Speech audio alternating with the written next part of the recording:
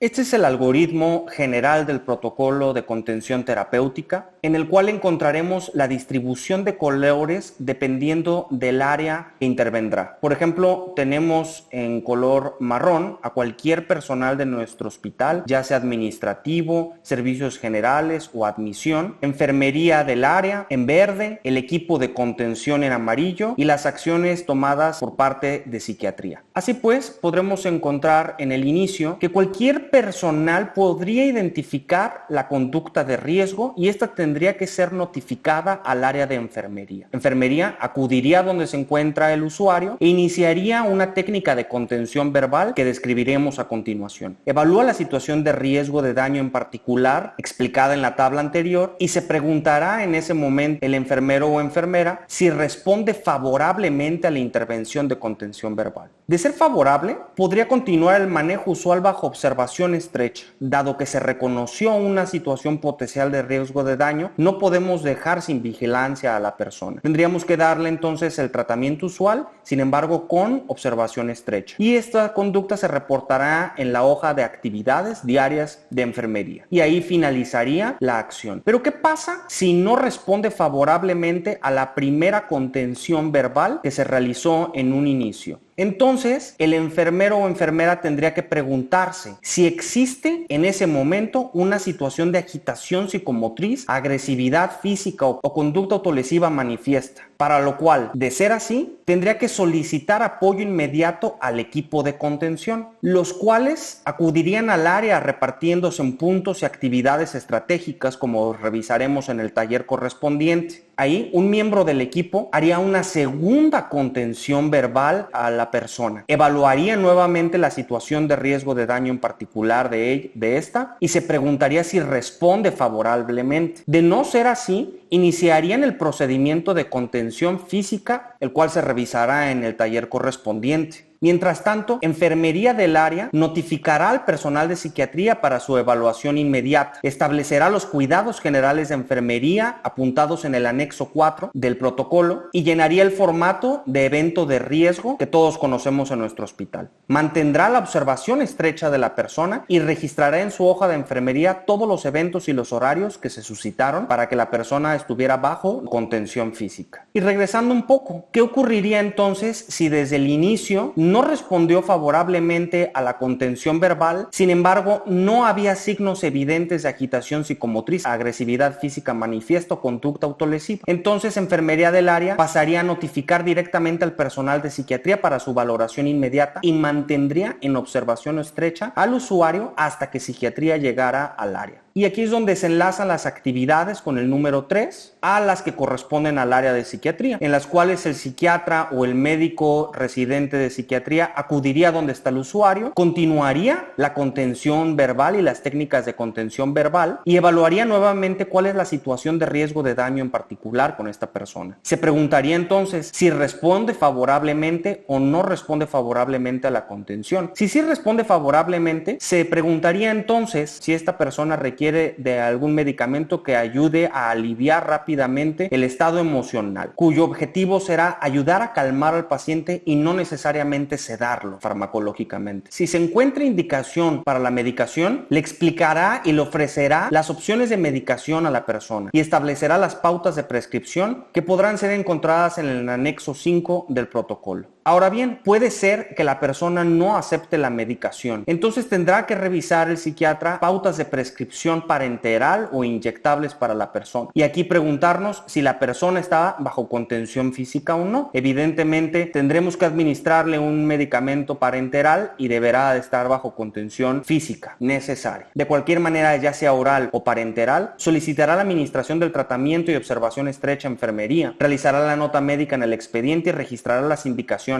estableciendo un tiempo para su reevaluación, en la cual regresará a revalorar periódicamente los elementos de la situación de riesgo actual para determinar si esta situación ya se dio o si sigue vigente y requiere de nuevas estrategias de contención. Mantendrá una técnica de contención verbal con la persona todo el tiempo. En sus revaluaciones, entonces, se hará la pregunta si ha cedido la situación de riesgo actual. Si no ha cedido la situación de riesgo, tendrá que volver a replantearse si requiere la medicación medicación y volver a desencadenar toda esta cascada de acciones para poder administrar nuevamente medicamentos y que ayuden a la persona a calmarse. Y hasta que ceda la situación de riesgo, podrá solicitar la enfermería el retiro de la sujeción terapéutica y su observación estrecha. Registrará en la nota de evolución y las indicaciones en el expediente. Finalmente, enfermería podrá continuar el manejo usual bajo observación estrecha y también reportará en hoja de actividades diarias. Ahí concluyendo las acciones de este protocolo. Tras haber revisado entonces las generalidades, el algoritmo de este protocolo para la contención terapéutica en el manejo de situaciones de riesgo de daño, pasaremos a la capacitación en la técnica de contención verbal expuesta por el Dr. Manuel Alejandro López Santos.